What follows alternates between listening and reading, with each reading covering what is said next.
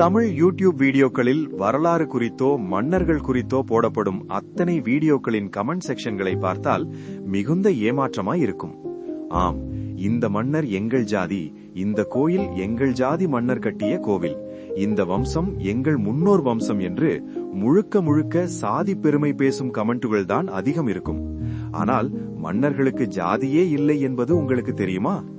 ஆமாங்க, தமிழக வரலாற்றில் மன்னராட்சி ஆரம்பித்த காலம் தொட்டு பிற்கால பாண்டியர்கள் வீழும் வரை இருந்த எந்த மன்னரையும் தமிழ்நாட்டின் இன்றைய எந்த ஜாதிகளுக்குள்ளும் அடக்கவே முடியாது. மன்னர்கள் சிற்றரசர்களோடு பெண் எடுத்துக் கொள்வார்கள். வேற்றுமொழி மன்னர்களிடம் திருமண உறவு கொள்வார்கள். தங்களுக்குள் திருமணம் செய்வார்களே தவிர குடியானவர்களிடம் ஒருபோதும் பெண் எடுத்துக் கொடுத்து கொண்ட வரலாறே இல்லை. பிற்கெப்படி அவர்களை ஒரு ஜாதிக்குள் அடக்க முடியும்? போக நிறைய ஜாதிகள் விஜயநகர பேரரசு தமிழகத்தை ஆட்சி செய்த பிறகுதான் உருவானவை. சாதிய ஏற்றத்தாழ்வுகளும் அப்போதுதான் பெரிய பிரச்சனையாக எழுந்தது.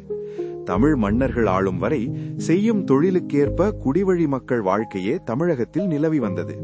விஜயநகர ஆட்சிக்கு பின் பாளையக்காரர்கள் ஆட்சி வந்தபோதுதான் சாதி உச்சம் பெற்று நிலை பெற்றது.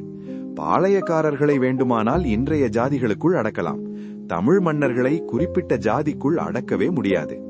இனிமேல் தமிழ் மூவேந்தர்கள், வேளிர்கள் ஆகியோர் குறித்த வீடியோக்களில் நம்ம ஜாதி, என் ஜாதி, உஞ்சாதி என்று சண்டை போடாமல் மன்னர்களுக்கு ஜாதி இல்லை என்ற புரிதலோடு அணுகி தமிழ் மன்னர்களை கொண்டாட வேண்டும்.